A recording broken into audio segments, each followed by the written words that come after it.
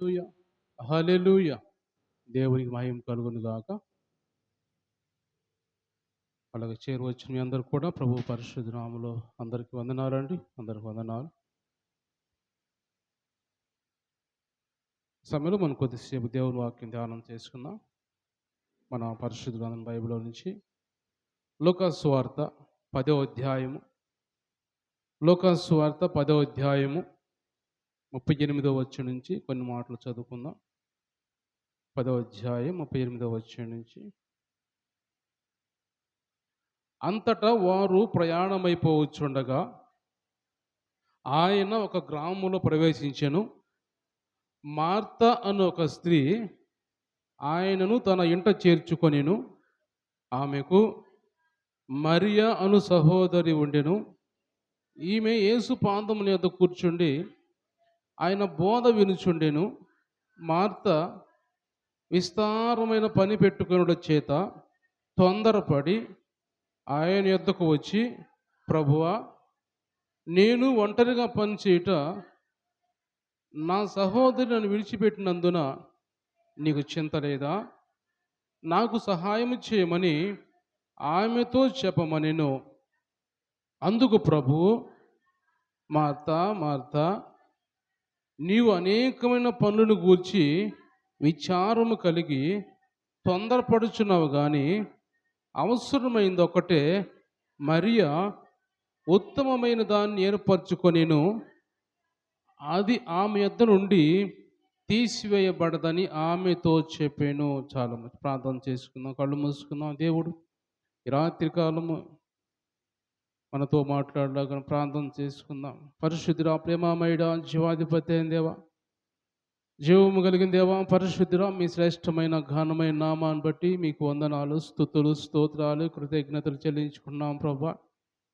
గడిచిన కాలం అంతా ప్రభా, నెలంతా మీ సన్నిధి మాకు తోడుగా ఉంచి కాపాడి మీరు ఎక్కల చాటును భద్రపరిచిన ఆయన, ఈ నెల చివరి రోజు ఈ రాత్రి కాలం ప్రభా మీ సన్నిధిలో చేరి ప్రభా ఈ విధంగా మీ నామాన్ని స్తుతించి ఘనపరిచి మహింపరిచే భాగ్యం మాకు ఇచ్చింది దేవా. మీకు స్తోత్రం చెల్లించుకున్నాం ప్రభా. అలాగే నాయన వచ్చిన బిడ్డలందరూ కూడా జ్ఞాపం చేసుకుంటే దీవించండి ప్రభా, ఆశీర్వదించండి, ఆరోగ్యం దయచేయండి. మీ ఆత్మతో వాక్యంతో అందరూ నింపమని ప్రార్థిస్తున్నాం ప్రభా. ఇంకా రావాల్సిన బిడ్డలు కూడా త్వరగా మీ సన్నిధికి వచ్చి మీ నామం మహింపరచుటకునైనా సహాయం చేయండి. ఈ చదవబడిన వాక్యం ద్వారా మాతో మీరు మాట్లాడి మీ నామాన్ని మీరు మహింపరచుకోమని యేసు పరిశుద్ధ నామములో ఈ ప్రార్థన అడిగి పొందుకొని ఉన్నాం తండ్రి, ఆమేన్. అందరం దేవుని స్తోత్రం చెల్లిద్దాం. హల్లెలూయా హల్లెలూయా. దేవునికి మహిమ కలుగును గాక. ప్రియమైన దేవుని బిడ్డలారా, మనం చదువుకున్న ఈ వాక్య భాగంలో మార్త మరియ అని ఇద్దరి సహోదరులను చూసాం. అయితే ఇక్కడ గమనించినట్టయితే మనం చదువుకున్న మాటల్లో వీళ్ళు యేసు ప్రభువుని దగ్గరకు చేర్చుకున్నట్టుగా దేవుని వాక్యం మనం చూస్తున్నాం. వారు అంతటా వారు ప్రయాణమైపోవచ్చుండగా ఆయన ఒక గ్రామంలో ప్రవేశించను. మార్తాను ఒక స్త్రీ ఆయనను తన ఇంట చేర్చుకొనెను. అయితే గమనించినట్టయితే ఈ మార్త యేసు ప్రభుని ఇంటికి చేర్చుంది. అయితే ఆమెకు ఒక సహోదరి ఉంది, మరియా ఆమె పేరు. అయితే సహోదరులిద్దరు కూడా ఇంట్లో ఉంటున్నప్పుడు, అయితే మార్త ఏమో యేసు ప్రభుని పిలిచింది కాబట్టి త్వరగా పోయి నేను ఏదో పని చేయాలి, త్వరగా వెళ్ళి ఆయనకి ఏదైనా ఆహారం వండి పెట్టాలి అని ఆమె త్వరగా వెళ్ళి ఏదో పరిచర్య చేయడానికి, ఏదో వండటానికి ఆమె ప్రయత్నం చేస్తూ ఆమె చాలా బిజీగా అయిపోయింది. అయితే మరియ మాత్రం ఒక ఆలోచన చేసింది. యేసు ప్రభు మన ఇంటికి వచ్చాడు కదా, యేసు ప్రభు మన ఇంటికి వచ్చినప్పుడు ఆయన సన్నిధిలో గడపడం మంచిది కదా. అయితే యేసు ప్రభు అన్నప్పుడల్లా మన ఇంటికి రాడు కదా, వచ్చినప్పుడు మనం ఆయన దగ్గర గడిపితే, ఆయన శ్రేష్టమైన మాటలు వింటే మనకు మంచిది కదా మన జీవితానికి అని ఆలోచన చేసుకొని మరియ పోయి యేసు పాదాల దగ్గర కూర్చొని ఆయన బోధ వింటున్నట్టుగా మా వాక్యం చూస్తున్నాం. దేవుని స్తోత్రం చెల్లిద్దాం. హల్లెలూయా. అయితే ఇక్కడ మరియ చేస్తున్న పని మార్తకి నచ్చలేదు. ఎందుకంటే నేను బిజీగా ఉంటే, నేను పని చేస్తూ ఉంటే వచ్చి నాకు పని చేయాలి, కానీ ఈ యేసు ప్రభు ఏంటి కాళ్ళ దగ్గర కూర్చోబెట్టుకొని వాక్యం చెబుతూ ఉన్నాడు. అదేంది ఆయన అలా మాట్లాడుతున్నాడు ఏంటి, నేను పని చేసినప్పుడు సహాయం చేయాలి కదా, పంపించాలి కదా, ఆయన దగ్గర కూర్చోబెట్టుకొని మాట్లాడుతున్నాడు ఏంటి అని ఈ మార్తకి కొంచెం కోపం వచ్చేసింది. కోపం వచ్చి విసుగు వచ్చేసి త్వరగా వచ్చి యేసు ప్రభు దగ్గరికి వచ్చి, ఏంటయ్యా నేను పని చేస్తున్నప్పుడు నా దగ్గరికి పంపించాలి, కానీ నీకు చింత లేదా, నీకు బాధ కలగట్లేదు నేను పని చేస్తుంటే, మరి నువ్వు దగ్గర కూర్చోబెట్టుకొని వాక్యం చెబుతూ ఉన్నావు అన్నప్పుడు యేసు ప్రభుకి వెంటనే ఆమెతో మాట్లాడతాడు. మార్తా, మార్తా 2 సార్లు పిలిచాడంటే, ఒక్కసారి పిలిస్తే అది మామూలుగా పిలిచినట్టే ఉంటది కానీ, 2 సార్లు పిలిచాడంటే ఆమెను గద్దిస్తూ మాట్లాడుతున్నట్టుగా, ఆమెతో తీవ్రంగా మాట్లాడుతున్నట్టు అర్థం చేసుకోవాలి మనం. అంటున్నాడు, మార్తా, మార్తా, నువ్వు అనేకమైన పనులు చూసుకొని నువ్వు తొందరపడి మాట్లాడుతున్నావు. తొందరపడుతున్నావు కానీ, అవసరమైనది ఒక్కటే ఈ లోకంలో. ఈ లోకంలో అవసరమైనది ఒక్కటే. నువ్వు అనుకుంటున్నావు ఏదో నేను పనులు చేయాలి, నేను పరిచయం చేయాలి. అయితే మాత చేస్తున్న పని కూడా మంచిదే. దేవుడు వచ్చాడు కాబట్టి, యేసు ప్రభు వచ్చాడు కాబట్టి, బోధకుడు వచ్చాడు కాబట్టి ఆయన ఏదో వంట చేయాలి, ఏదో వండి పెట్టాలి అని ఆమె తొందరపడుతుంది కానీ, అవకాశం వచ్చింది కదా, అవకాశాన్ని సద్వినియోగం చేసుకోవాలి కదా అని ఆలోచన ఆమెకు రాలేదు. అది మరియకొచ్చింది. ఎందుకంటే దేవుడు చెప్పే శ్రేష్టమైన మాటలు పోగొట్టుకోవటం ఆమెకి ఇష్టం లేదు మరియకి. అందుకని యేసు పాదాల దగ్గర కూర్చొని ఆయన చెప్పే శ్రేష్టమైన మంచి మాటలు, జీవితానికి ఉపయోగపడే మాటలు, బ్రతకటానికి ఉపయోగపడే మాటలు, జీవింపజేసే మాటలు ఆయన చెబుతున్నప్పుడు ఆమె వింటూ ఉంది. అయితే లోక సంబంధించిన పనులు పెట్టుకొని ఏమైతే బిజీగా ఉందో మార్త. అందుకే అన్నాడు యేసుప్రభు అంటున్నాడు, ఎందుకంటే దేవుడికి ఇవ్వాల్సిన సమయాన్ని ఆమె వేరొక దానికి ఉపయోగిస్తున్నట్టుగా అర్థం చేసుకోవాలి మనం. దేవుడు ఇచ్చినప్పుడు దేవుని దగ్గర కూర్చోవాలా. యేసుప్రభు వచ్చినప్పుడు యేసుప్రభు దగ్గర కూర్చొని ఆయన మాటలు వినాలి. ఆలోచన చేయకుండా ఆమె యేసుప్రభు ఉంటాడులే ఎక్కడ పోతాడు అన్నట్టుగా ఆయన ఆమె పనులు ఆమె చేసుకుంటూ బిజీ అయిపోయింది ఆమె. అందుకని అంత మాత్రం కాకుండా ఆమె కోపపడుతుంది, తొందరపడుతూ ఉంది. అందుకని ఎందుకు తొందరపడుతున్నావు మార్తా? ఇంత తొందరపడుతున్నావు ఎందుకు? నువ్వు ఆమె ఆమె ఎన్నుకున్నది మంచి మార్గం ఎన్నుకుంది ఆమె. ఆమె అవసరమైందే ఎన్నుకుంది. ఈ లోకంలో అవసరమైంది ఏంటి? ఈ లోకం సంబంధించిన ఆహారం తినటము, వండుకోవటం, పని చేసుకోవటం, వెళ్ళటం ఇవి కాదు అవసరమైంది ఈ లోకం సంబంధించి. ఈ లోకం సంబంధించిన వారికి అవసరం అంతవరకు అవసరమయ్యి, అయితే ఆత్మీయ జీవితానికి, ఆమె బ్రతకడానికి, ఆమె దేవుని రాజ్యంలో చేరడానికి ఇది అవసరం కాదు. నీకు కూడా అది అవసరం కాదు. ఎందుకంటే నువ్వు దేవుని రాజ్యంలో చేరాలి. నువ్వు పరలోక రాజ్యంలో చేరాలి కాబట్టి నీకు ఈ లోక సంబంధించిన పనులను చేసుకోవటం కంటే నా సన్నిధిలో గడపడం నీకు అవసరం. ఎందుకంటే దేవుని మాట, దేవుని వాక్యము జీవింపజేస్తుంది. దేవుని మాట బ్రతికింపజేస్తుంది. దేవుని మాట వింటే చనిపోయిన వారు బ్రతుకుతారు. బైబిల్‌లో మనం చాలా సందర్భాలు మనం చూడొచ్చు. ఈ లోకానుసారంగా బ్రతికిన వాడు లాజరు దగ్గరికి వెళ్ళి లాజరును కేక వేసినప్పుడు యేసు ప్రభు లాజరు బయటికి రా అన్నప్పుడు లాజరు బయటకు వచ్చేసాడు. అంటే ఆయన మాట ద్వారా లాజరు బ్రతికాడు. ఆయన దగ్గరికి వెళ్ళలేదు, పట్టుకోలేదు, చెయ్యి ఉంచి ప్రార్థన చేయలేదు. కానీ దూరంగా ఉండి లాజరు బయటికి రాని కేక వేసినప్పుడు ఆయన వాక్యం ద్వారా మాట ద్వారా లాజరు బయటకు వచ్చాడు. ఆయన మాట్లాడినప్పుడు యాయిరు కుమార్తె బ్రతికింది. ఆయన మాట్లాడినప్పుడు అనేక మంది చనిపోయిన వారు బ్రతికినట్టుగా మనం చూస్తాం వాక్యంలో. అంటే దేవుని బిడ్డలు గమనించినట్టయితే ఆయన మాట్లాడుతున్నప్పుడు చనిపోయిన వారు బ్రతికారు. ఈ లోకానుసారంగా లేకపోతే ఆయన మాట్లాడినప్పుడు అంటాడు, మనం చూసుకున్న ఈ మధ్యకాలం చెప్పుకున్నాం కదా, శతాధిపతి దాసుడు. శతాధిపతి దాసుని గురించి శతాధిపతి ఏమంటాడు, అయ్యా నువ్వు రావాల్సిన అవసరం లేదు కానీ నీ మాట ఉండి చాలు, నీ వాక్యం మాకు వస్తే చాలు. అంటే ఆయన నోటి నుంచి వాక్కు వస్తే చాలు అని శతాధిపతి కోరుకున్నప్పుడు ఆయన విశ్వాసం ప్రకారం, ఆయన నమ్మకం ప్రకారము ఆయన బతికినట్టుగా, దాసుడికి బాగోయినట్టుగా, ఆయన రోగం నుంచి విడుదల పొందినట్టుగా వాక్యం మనం చూస్తాం. అంటే ఆయన వాక్కులో శక్తి ఉన్నది, బలం ఉన్నదని ఇక్కడ ఎవరు గమనిస్తున్నారంటే మరీ గమనిస్తుంది. మరీ తెలుసుకొని ఇది పోతే సమయం మనకు రాదు, నాకు ఈ సమయం పోతే యేసుప్రభు వెళ్ళిపోతాడు, వెళ్ళిపోతే ఆయనలో ఉన్న శ్రేష్టమైన మాటలు, బ్రతికించే మాటలు, నేను పరలోక రాజ్యానికి వెళ్ళడానికి అవసరమైన మాటలు నాకు రావు, వినపడు ఇకన అని అనుకుంది. పోయి త్వరగా వెళ్ళి ఈ లోక సంబంధించిన పనులన్నీ పక్కన పెట్టేసింది. అంటే మనం అనుకున్నట్టయితే యేసుప్రభుకి లోక సంబంధించిన ఆహారం అవసరమా? ఆయన ఆహారం కోసం వచ్చాడు ఈ లోకానికి. సమరయ స్త్రీ గురించి మాట్లాడుకున్నట్టయితే సమరయ స్త్రీ భాగంలో, ఆ అధ్యాయంలో అంటాడు యేసు ప్రభు, శిష్యులు వచ్చి అయ్యా నీకు ఆహారం తెచ్చాం, ఆహారం తినమన్నప్పుడు నాకు వద్దన్నప్పుడు వాళ్ళు అనుకుంటారు యేసు ప్రభుకి ఎవరన్నా ఆహారం తెస్తారేమోలే అనుకుంటారు. అయితే ఆయన అర్థం చేసుకొని అంటాడు, నాకు ఈ లోక సంబంధించిన ఆహారం నాకు అవసరం లేదు కానీ నాకు వేరే ఆహారం ఉంది అంటాడు ఆయన. ఆహారం ఏంటి? దేవుడు నాకు చెప్పిన పని నేను దాన్ని తుదముట్టించడం నాకు ఆహారం. అది నాకు ఆహారము. దేవుని చిత్త ప్రకారం నేను చేయటం నాకు ఆహారము. అది దానికోసం ఎదురు చూస్తున్నాను. అంటే దేవుడు ఈ లోక సంబంధించిన ఆహారం కోసం రావలేదు ఆయన. అది మార్త అర్థం చేసుకోలేక, మార్త తెలియక ఏదో బిజీ బిజీగా ఉండి ఏదో వండి పెట్టాలి యేసు ప్రభుకి, ఏదో తింటాడు అని ఆలోచనతో ఉంది. కానీ యేసు ప్రభు మాటలు వింటే నేను బ్రతుకుతాను కదా! యేసు ప్రభు మాటలు వింటే నాకు జీవింపజేస్తే ఆ మాటలు అని ఆలోచన ఎంత మాత్రం ఆమెకి రానట్టుగా దేవుని వాక్యం మనం చూస్తాం. దేవుని స్తోత్రం చెల్లిద్దాం. హల్లెలూయా! కాబట్టి దేవుని బిడ్డలు గమనించినట్టయితే ఈ మనం దేవుడు మనల్ని ఈ నెలంతా దేవుడు కాపాడి మనం రక్షించాడు. అయితే మనం ఏమి నేర్చుకుంటున్నాం ఈ నెలంతా కూడా దేవుని సన్నిధిలో ఆదివారాలు కావచ్చు, గురువారాలు కావచ్చు, శనివారాలు కావచ్చు, ఎన్నో మాటలు దేవుని మాటలు వింటున్నాం. మనం కూడా దేవుని వాక్యం మనం తీసుకుంటున్నామా? దేవుని సన్నిధికి వచ్చి వాక్యం వింటే అది మనల్ని జీవింపజేస్తుంది. అది మనల్ని బ్రతికింపజేస్తుంది. దానివల్ల నేను పరలోక రాజ్యంలో చోటు తగ్గించుకుంటాను అనే ఆలోచన మనం చేయాలని దేవుడు ఈరోజు మనతో మాట్లాడుతున్నాడు. కాబట్టి మనకు ఏది ముఖ్యం అంటే, ఏది అవసరం ఈ లోకంలో అంటే మనం మనం బ్రతుకుతుంది దేనికోసం? మన దేవుని సన్నిధికి వస్తుంది దేనికోసం అంటే, మనకు అవసరమైన దానికోసం వస్తున్నాం. అవసరమైంది ఏంటి? దేవుని వాక్యం. దేవుని వాక్యం మనకు అవసరం కాబట్టి, దాన్ని మనం ఎన్నుకోవాలి. దాన్ని మనం చదవాలి, ధ్యానించాలి.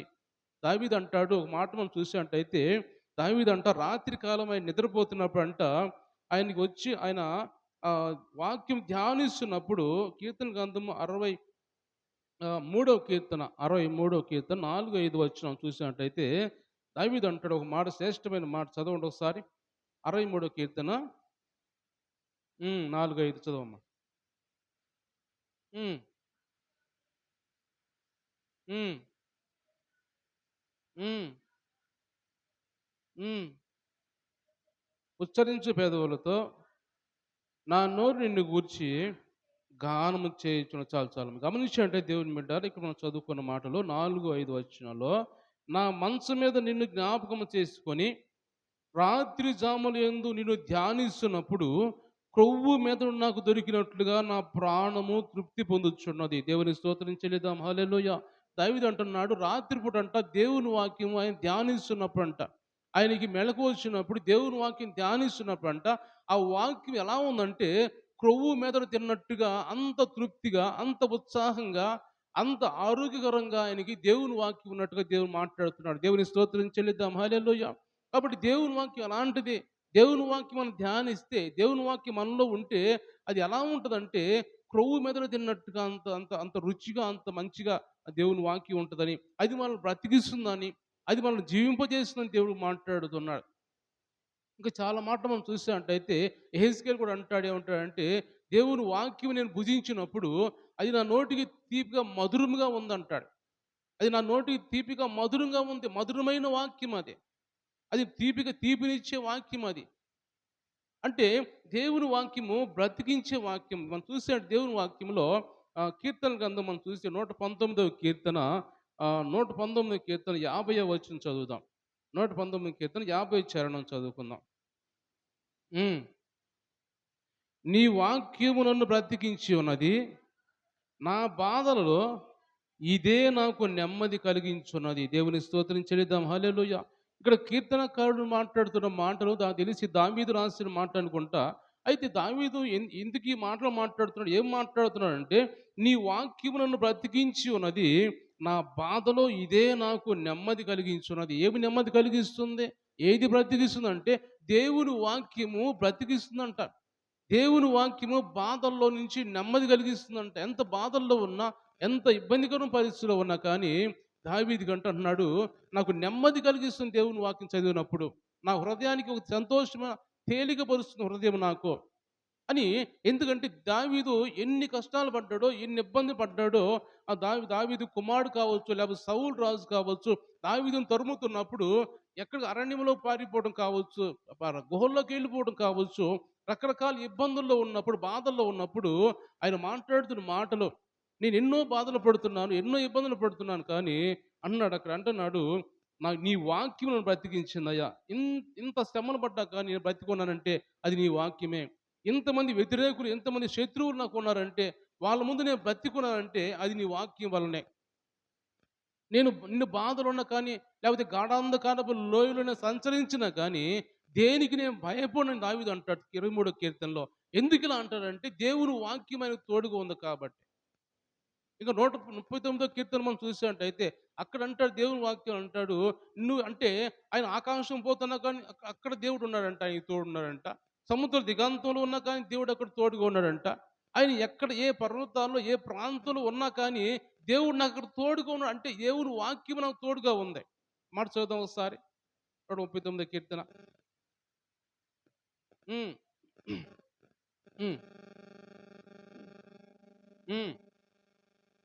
ఆకాశమునకు ఎక్కినను నువ్వు అక్కడ ఉన్నావు, పాతాళమందు పండుకొన్న కానీ అక్కడ ఉన్నావు.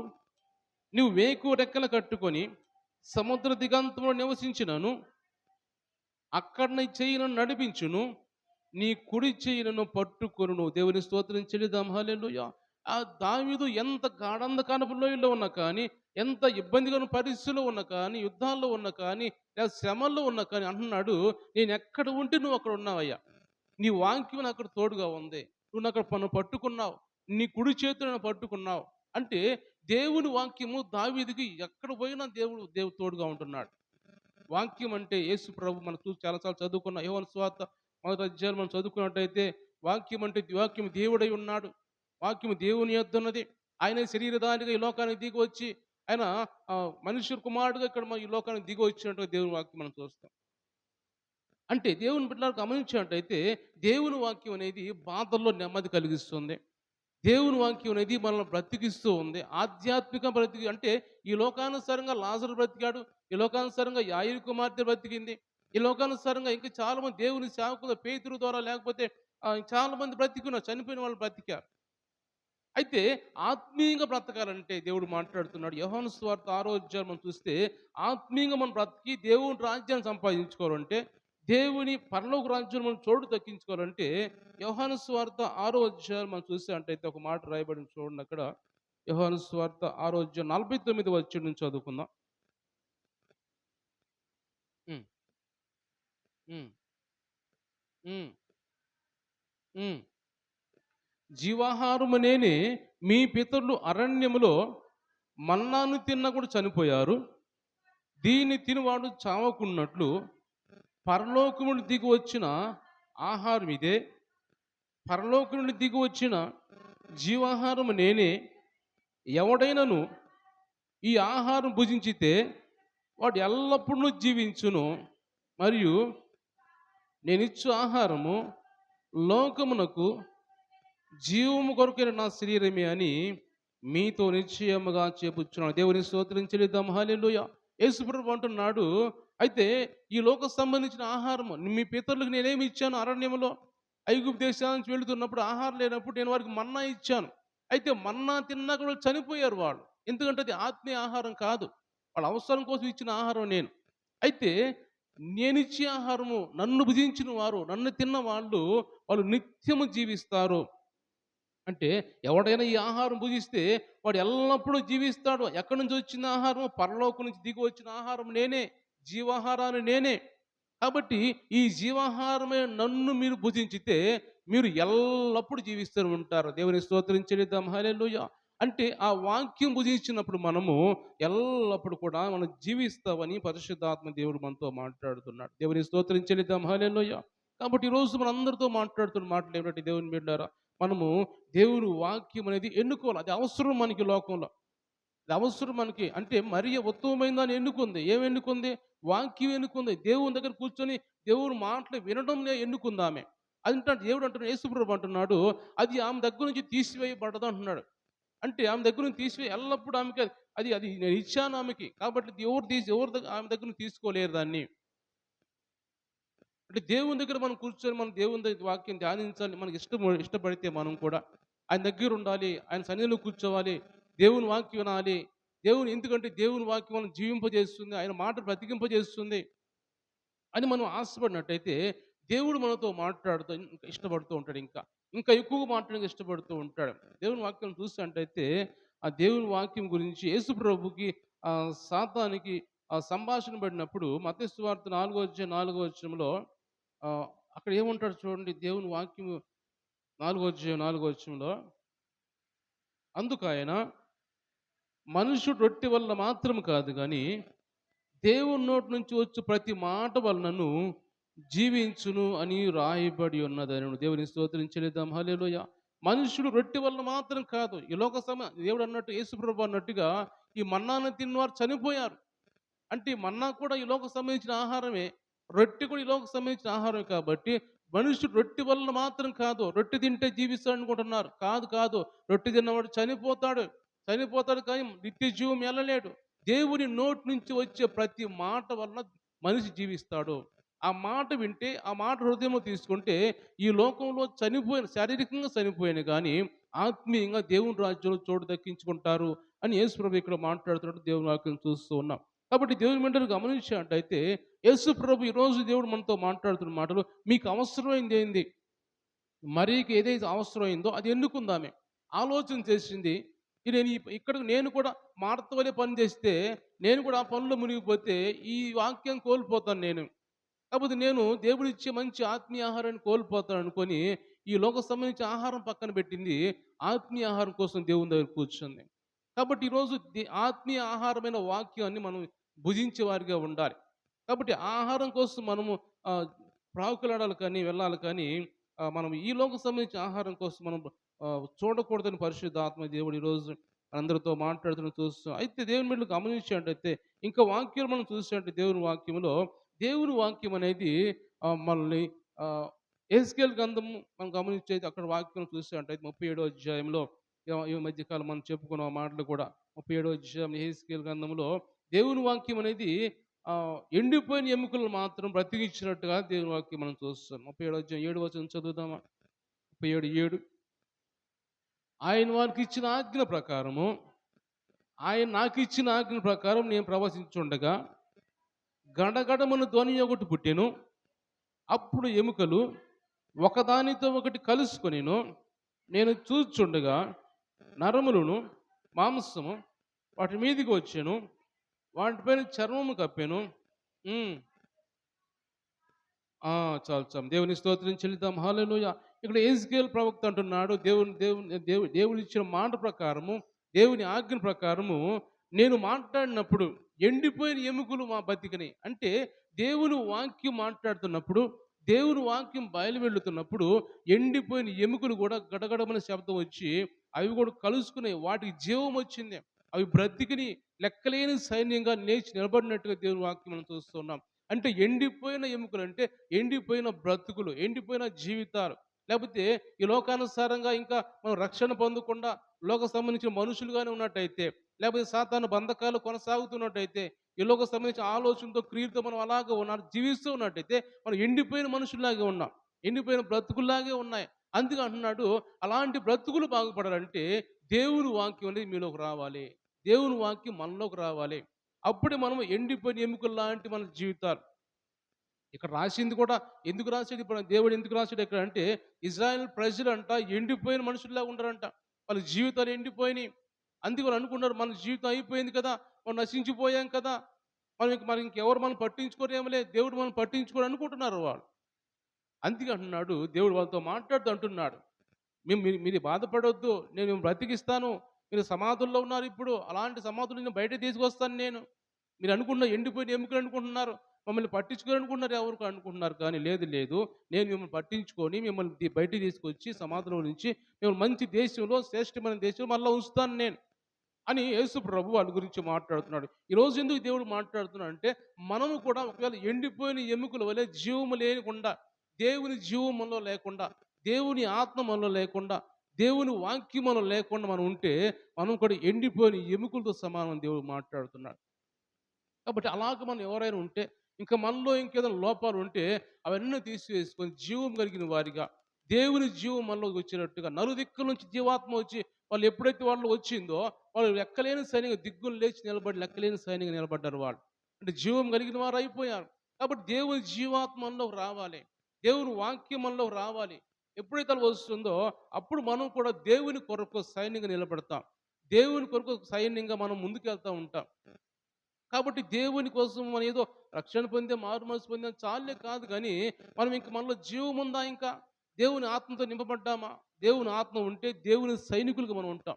దేవుని ఇప్పుడు మన సైన్యంలో ఒక సైనికుడు ఎంత ఎంత ఫోర్స్గా, ఎంత మంచిగా వెళ్తా దేవుని దేశం కోసం యుద్ధం చేస్తాడో, అలాగే మనం కూడా దేవుని తరపున యుద్ధం చేయాలి.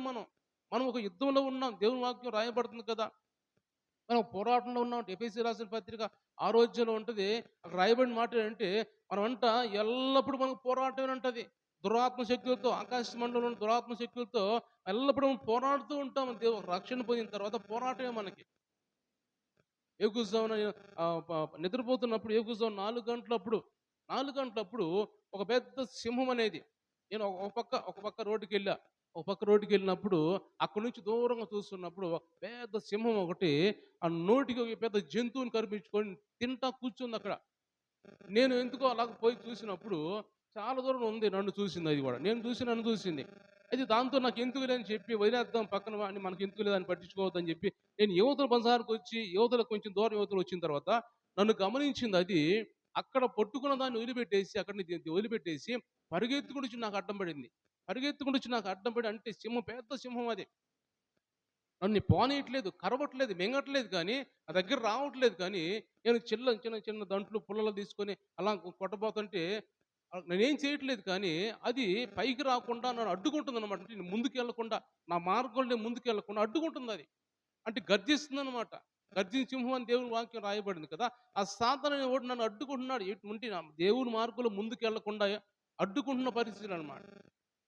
అంటే దేవుని మార్గంలో ముందుకెళ్ళకుండా, ముందుకెళ్తే ఒకవేళ ఎక్కడ ముందుకెళ్ళి దేవుని ఆత్మీయంగా ఎదుగుతారో అని వాడు ఎప్పటికప్పుడు అడ్డుకోవడానికి ప్రయత్నం చేస్తూ ఉన్నాడు.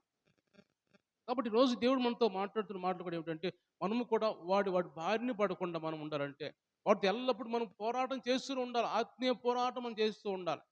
అందుకే ఎఫెసీ రాసిన పత్రికలో వాటితో ఎల్లప్పుడూ పోరాడుతూ ఉండాలి. దురాత్మ శక్తులతో, అధికారులతో మనం పోరాడుతూ ఉండాలంట. ఆ పోరాటం మనకు బతికేంత కాలం పోరాటమే సాతానుతోటి. సాతానుతోటి దురాత్మ శక్తితో పోరాడుతూ ఉండాలి మనం. అనుకుంటున్నాం మారుమనసు పొందేది చాలు కాదు. నువ్వు దేవుని తరపున ఉన్నావు కాబట్టి, దేవుని తరపున సైన్యంగా ఉన్నావు కాబట్టి, నువ్వు సాతాను శక్తితో పోరాడుతున్నావు. నీకు తెలియకుండానే నువ్వు ప్రార్థన చేసావంటే, నువ్వు ప్రార్థన చేస్తున్నావంటే నువ్వు పోరాడుతున్నట్టే. ఎవరిని పాపం చేసి ఎవరిని గద్దిస్తున్నావు నువ్వు? దేవుడిని కాదు కదా! సాతాన్ని గద్దిస్తూ ఉన్నావు. కాబట్టి నువ్వు పోరాడుతున్నావు ఇంకా దేవుని తరపున. కాబట్టి ఒక సిపాయిలు మనం అందరం కూడా అలాగ మనము వాటిని ఎదుర్కొనే విధంగా మనం ఒక సిపాయిల వలె, సైన్యం వల్లే మనం ఉండాలి. కానీ అలా ఉండాలంటే దేవుడు మాట్లాడుతున్నాడు. మనలో దేవుని వాక్యం అనేది ఉండాలి. దేవుని ఆత్మ అనేది మనలో ఉండాలి. దేవుని అభిషేకం అనేది మనలో ఉండాలి. అవి లేకపోతే మనము దేవుని సన్నిధిలో ముందు కొనసాగలేము. కాబట్టి దేవుని అభిషేకం మనలో ఉంటే మనము దేవుని సన్నిధిలో దేవుని తరపున యుద్ధం చేయడానికి మనం ముందుకెళ్ళగలం. కాబట్టి ఇక్కడ చదువుకున్న మాటల్లో ఎండిపోయిన ఎముకలు కూడా బ్రతుకుతున్నాయంటే దేవుని వాక్కు అంత బలమైందనమాట. దేవుని వాక్కు అంత శక్తి కలిగిందనమాట. కాబట్టి ఈరోజు దేవుడు మనతో మాట్లాడుతున్న మాట అన్ని కూడా దేవుడి దేవుని మాట, దేవుని శక్తి, దేవుని బలంతో, వాక్యంతో మనం నింపబడాలంటే మనం దేవుని మాటలు భుజించాలి. దేవుని మాటలు భుజించాలి. ఆత్మీయ ఆహారాన్ని భుజించాలి. మనం ఇక్కడ చూస్తుంటే ఇర్మియా గ్రంథంలో మనం చూసినట్టు 15వ అధ్యాయంలో, ఇర్మియా గ్రంథం 15వ అధ్యాయం 15వ వచనం మనం చూసినట్టయితే అక్కడ ఇర్మియా ప్రవక్త మాట్లాడుతున్న మాట చూడండి ఒకసారి. 15 ఉమ్, ఉమ్, ఆ, ఉమ్. నన్ను దర్శించుము, నన్ను హింసించు వారికి నా కొరకై ప్రతిదండన చేయుము. నీవు దీర్ఘశాంతి కలిగిన వాడవై నన్ను కొనిపోకుము. నీ నిమిత్తము నాకు నింద వచ్చుచున్నదని తెలుసుకొనుము. నీ మాటలు నాకు దొరకగా నేను వాటిని భుజించి తిని, సైన్యములకు అధిపతికి యెహోవా దేవా, నీ పేరు నాకు పెట్టబడిన గనుక నీ మాటలు నాకు సంతోషమును, నా హృదయమునకు ఆనందమును కలుగజేయుచున్నవి. దేవుని స్తోత్రించలేద్దాం. హల్లెలూయా. ఇక్కడ ఇర్మియా ప్రవక్త అంటున్నాడు, నీ మాటలు నాకు దొరక్క నేను వాటిని భుజించాను. అవి నాకు ఎలా ఎలా ఉన్నాయంటే అవి నాకు సంతోషంగా ఉన్నాయి. నా హృదయానికి ఆనందం కలుగు చేస్తూ ఉన్నాయి. అంటే దేవుని వాక్యం మనం భుజిస్తే అది మన హృదయానికి ఆనందకరము, అది మన హృదయానికి సంతోషకరంగా ఉందని అక్కడ ఇర్మియా ప్రవక్త మాట్లాడుతున్న చూస్తూ ఉన్నాం. అంటే దేవుని వాక్యము మనకు అవసరము, అన్ని విషయాల్లో మనకు అవసరము. ఇంకా 119వ కీర్తన 105వ వచనం మనం చదివినట్టయితే అక్కడ రాయబడిన మాట ఏమంటే, నీ వాక్యము నా పాదములకు దీపమై ఉన్నదని రాయబడి ఉంటుంది. చూడండి అక్కడ మాట చదవండి ఒకసారి. నీ వాక్యము నా పాదములకు దీపమును, నా త్రోవకు వెలుగునై ఉన్నది. చాలు చాలు. ఇక్కడ వాక్యం రాయబడిన మాటలు దేవుని వాక్యం ఎలా ఉందంటే మన పాదములకు దీపంలాగా ఉంది. మన చీకట్లో ఉన్నప్పుడు మనకి దారి కనబడినప్పుడు మార్గం తెలియనప్పుడు దేవుని వాక్యం మనకు మార్గం చూపించడానికి మనకి వెలుగుగా ముందుకెళ్తుందంట అది. మన త్రోవకు వెలుగుగా ఉంటుందంట. దేవుని వాక్యం అనేది మనకి వెలుగుగా ఉంటుంది. మనకు దారి చూపించేదిగా ఉంటది. నువ్వు దారి తెలియక ఈ లోకంలో దారి తెలియక ఎటు వెళుతున్నాం మనం. రకరకాల మార్గాలు, రకరకాల ఆలోచనలతో వెళుతున్నాం. ఆలోచనలు కాకుండా దేవుడు అంటున్నాడు మన మన మార్గం మనకు తెలియాలంటే, మనం పోయే మార్గం మనకు తెలియాలంటే, మనం చేసే ఆలోచన కావచ్చు, మనం చేసే పనులు కావచ్చు, ఏదైతే ఉన్నాయో అన్నీ మనకు తెలియాలంటే ఏం చేయాలంటే దేవుని వాక్యం మనం ధ్యానించాలి. యెహోషువతో అంటాడు దేవుడు. యెహోషువ గ్రంథం మొదటి అధ్యాయం అంటాడు దేవుడు అంటాడు మాట్లాడుతూ అంటాడు, యెహోషువ నువ్వు నీ మార్గం సరిగా ఉండాలంటే నువ్వు వాక్యం ధ్యానించుకో ఎల్లప్పుడూ. వాక్యం ధ్యానించాలి, వాక్యం చెబుతూ ఉండాలి నువ్వు. వాక్యం బోధిస్తూ ఉండాలి, వాక్యం ధ్యానించాలి నువ్వు. అప్పుడే నీ మార్గం సరిగా ఉంటది. నువ్వు కుడికి గాని, ఎడమకి గాని తొలగకుండా నీ మార్గం చక్కగా ఉంటదప్పుడు అని యెహోషువ తోటి భయపడుతున్నాడు యెహోషువ.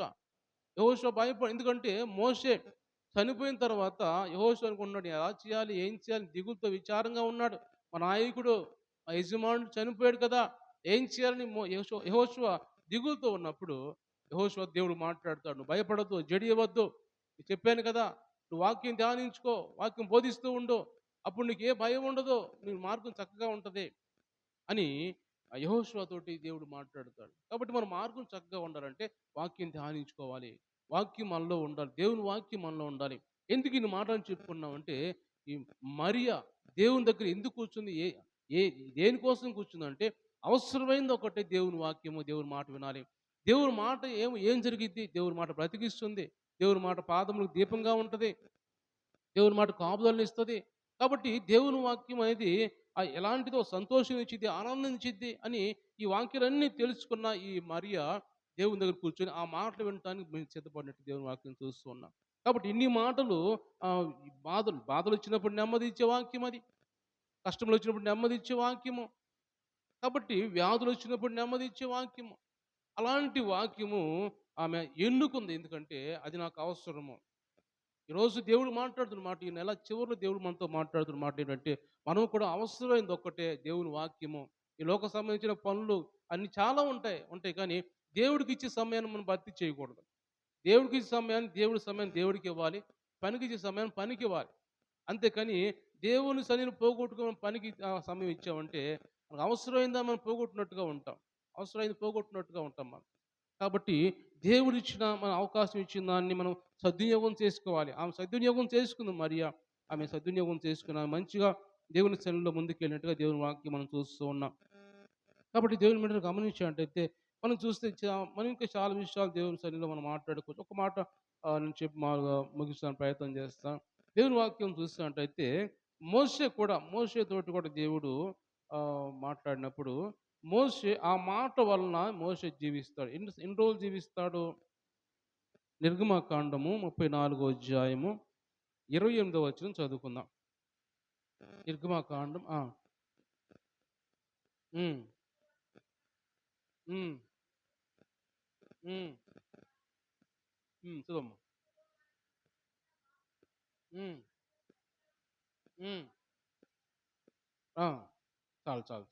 గమనించినట్టయితే ఇక్కడ రాయబడిన మాటలు మోషే అంట అక్కడ దేవుని సన్నిధిలో పర్వతం మీదకెళ్ళిన తర్వాత ఎన్ని రోజులు అక్కడ ఉన్నాడు? మరియు యెహోవా మోషేతో ఇట్లనెను నీ వాక్యము రాసుకొనుము ఎలయనగా ఈ వాక్యమును బట్టి నేను నీతో ఇశ్రాయేలుతో నిబంధన చేస్తున్నాను. అతడు 40 రేయింబవళ్ళు యెహోవాతో కూడా అక్కడ ఉండెను. అతడు భోజనము చేయలేదు, నీళ్లు త్రాగలేదు. అంతలో ఆయన ఆ నిబంధన వాక్యములను అనగా 10 ఆజ్ఞలను ఆ పలకల మీద రాసెను. దేవుని స్తోత్రం చెల్లిద్దాం. హల్లెలూయా! దేవుని మీరు గమనించినట్టయితే మోషే మోషే పర్వతం మీదకెళ్ళిన తర్వాత దాదాపు 40 రోజులు, 40 పగళ్ళు, 40 రాత్రులు దేవుని సన్నిధిలో ఉన్నాడు. ఆహారం తీసుకోలేదు, నీళ్లు తాగలేదు, అన్నపానం మానేసాడు. చూడండి గమనించినట్టయితే ఏమైనా చెప్పుకోవడానికి ఈజీగానే ఉంటది. వినటానికి ఈజీగానే ఉంటది. దాన్ని అనుభవించేటప్పుడు అర్థమైద్ది మనకి. 40 రాత్రులు, 40 పగలంటే ఒక్కరోజు మనం తినకపోతే మనకు నీరసం వచ్చేసిద్ది. అలాంటిది 40 పగలు, 40 రాత్రులు తినకుండా దేవుని సన్నిధిలో దేవుని మాట వింటూ బ్రతికాడాయన. దేవుని వాక్యం వింటూ బ్రతికాడాయన. అంటే దేవుడు ఆయనకు పిలిచిన తర్వాత ఎన్నో మాటలు మాట్లాడుతున్నాడు దేవుడు. ఖాళీగా అస్సలేడు దేవుడు. మోషేతోటి ఎలా మాట్లాడుతాడు? ముఖాముఖిగా మాట్లాడతాడంట. మిర్యాముతోటి అహరోనుతో అంటాడు, మోషేని గురించి మీరు ఎలా మాట్లాడుతున్నారు? భయపడలేదు మీరు? మోషే మీలో ప్రవక్త ఎవరైనా ఉంటే మీతో కలల ద్వారా దర్శనం ద్వారా మాట్లాడతాను. అయితే మోషేతో అలా మాట్లాడను. మోషేతో ముఖాముఖిగా మాట్లాడతాను. ఒక మనిషితో మాట్లాడతాను అని యేసుప్రభు అంటాడు. అంటే 40 రోజులు 40 రాత్రులు పగళ్ళు దేవుడు ప్రత్యక్ష గుడారం కట్టడానికి భూమి మీద దాన్ని పిలవటానికి చెప్పడానికి దాని కొలతలు దాన్ని ఏం కట్టాలి, బలిపీఠం ఎలా ఉండాలి, బల్ల ఎలా ఉండాలి, సమకూరొట్లు బల్ల ఎలా ఉండాలి, ఏది ఎలా తయారు చేయాలి, ప్రత్యక్ష గుడారం ఎలా చేయాలి, ఎన్ని తెరలు ఉండాలి, ఎన్ని ఎలా చేయాలి, అన్నీ చెప్పడానికి 40 రోజులు 40 పగలు రాత్రులు మోషేని పిలిచి కంటిన్యూగా మాట్లాడుతున్నాడు యేసుప్రభు. ఆయనతో మాట్లాడుతున్నప్పుడు ఆయన ఎదురు కూర్చొని అగ్గిలాగా మండుతున్న ఆ పర్వతం మీదకి వెళ్ళి మేఘంలోకి మోషే కూడా మేఘంలోకి వెళ్ళిపోయాడు దేవుడితో పాటు. మేఘంలోకి వెళ్ళిపోయి దానికి కూర్చొని అలాగ వింటూ ఉన్నాడు. దేవుడు చెప్పే మాటలన్నీ వింటున్నాడు.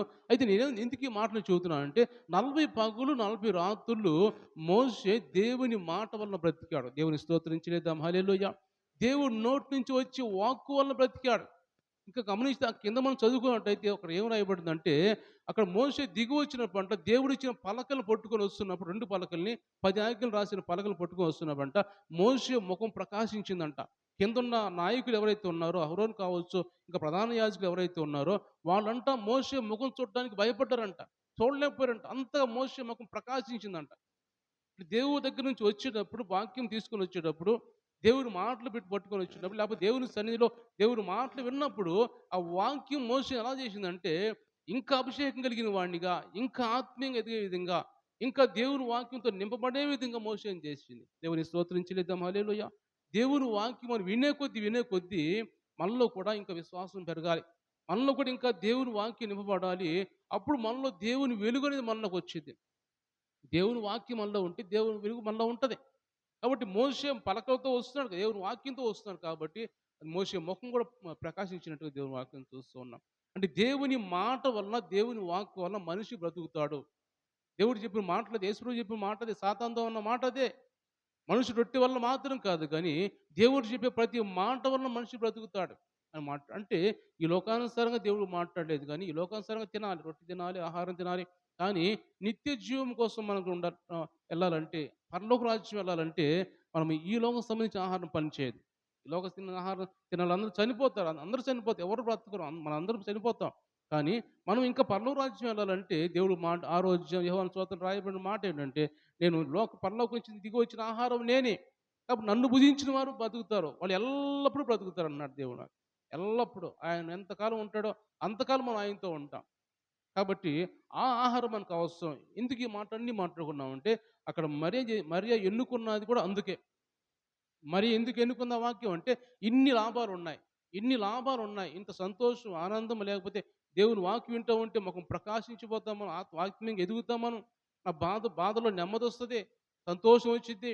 ఏదైనా ఏ ఇబ్బందులు ఉన్నా కానీ దేవుని వాక్యం తోడుగా ఉంటది అని అందుకు మరియ దేవుని వాక్యం ఎన్నుకొని ఆయన మాట్లాడినట్టుగా చూస్తున్నాం దేవుని సన్నిధిలో. కాబట్టి దేవుని మీరు గమనించండి. ఈరోజు దేవుడు మనందరితో మాట్లాడుతున్న మాట ఎందుకంటే మనము కూడా దేవుని వాక్యము ఎల్లప్పుడూ మనం ధ్యానించుకుంటూ ఉండాలి. మనం కూడా దావీదన్నట్టుగా నేను వాక్యం ధ్యానిస్తున్నప్పుడు రాత్రి జాముల్లో నాకు క్రొవ్వు మెదడు తిన్నట్టుగా ఉంది నాకు. అంత రుచికరంగా, అంత సంతోషంగా, ఆనందంగా ఉంది నాకు అని దావీదు చెప్పినట్టుగా మనం కూడా దేవుని వాక్యం భుజించే వారిగా ఉండాలి. అది మనకు నోటికి తీపిగా, మధురంగా యెహెజ్కేలు ప్రవక్త చెప్పి 3వ అధ్యాయంలో మాట్లాడతాడు యెహెజ్కేలు. నా నోటికి తీపిగా, మధురంగా ఉందంటాడు. కాబట్టి ఇంకా మనకు ఇంకా వాక్యాలు అంటాడు ప్రకటన గ్రంథంలో యోహాను అంటాడు 10వ అధ్యాయంలో అంటాడు ఆ వాక్యం ఎంతో నా నోటికి ఆ పుస్తకం నేను తీసుకొని తిన్నప్పుడు నా నోటికి ఎంతో తీపిగా మధురంగా ఉంది, అది నా కడుపుకి వెళ్ళిన తర్వాత చేదైపోయింది అంటాడు. అంటే దేవుని వాక్యం అనేది ఎంతో మధురంగా ఉంటుంది. అలాంటి మధురమైన వాక్యాన్ని మనం భుజించినట్టయితే దేవుడు మనల్ని కూడా అలాగా మరియని ఎలాగైతే ఆయన ఎన్నుకున్నాడు, మరియని ఎలాగైతే ఆమె దగ్గర నుంచి తీసివేయని ఇంకా వాక్యం అని ఎలా అన్నాడో మన దగ్గర నుంచి కూడా తీసివేయకుండా ఎల్లప్పుడూ కూడా దేవుడు ఆ వాక్యం ఉంచుతాడు. ఇర్మియా ప్రవక్త హృదయంలో కూడా 20వ అధ్యాయంలో రాయబడిన మాట ఉంటే అక్కడ ఇర్మియా గ్రంథంలో ఇర్మియా అంటాడు నాలో కూడా దేవుని వాక్యం ఉంది, అది ఎల్లప్పుడూ నా హృదయంలో మండుతూ ఉంది, అది ఎముకలతో కప్పబడి ఉంది, అది బయటికి వెళ్ళాలన్నా వెళ్ళలేకపోతుంది. నేను వద్దు, నాకు ఈ వాక్యం వద్దు, నాకు అవమానం వస్తుంది, నిందలు వస్తున్నాయి, ఈ వాక్యం చెప్పలేను, నాకు వద్దు అని అనుకున్నా కాడంట ఇర్మియా ప్రవక్త హృదయంలో వాక్యం మండుతూ ఉంటుందంట. అది బయటికి పంపిద్దాం ఉన్న ఎముకలతో కప్పబడి ఉందంట వాక్యం కూడా. అలాంటి వాక్యం అనేది మనకు అవసరం. ఈరోజు దేవుడు మనతో మాట్లాడుతున్నాడు. కాబట్టి ఆ వాక్యం ధ్యానిద్దాం, వాక్యం ప్రకారం నడుచుకుందాం. రానున్న దినాల్లో ఎంతో ఇబ్బందికర పరిస్థితులు దేశంలో జరుగుతున్నాయి కాబట్టి మనం కూడా ముందుగానే వాక్యం హృదయంలో ఉంచుకొని, వాక్యం ప్రకారం నడుచుకొని నిత్య జీవం కోసం మనం ఎదురు చూద్దాం. ఈ లోకంలో ఎప్పుడైనా పోవచ్చు మనం. చిన్న చాలామంది చిన్నవాళ్ళు చనిపోతూ ఉన్నారు.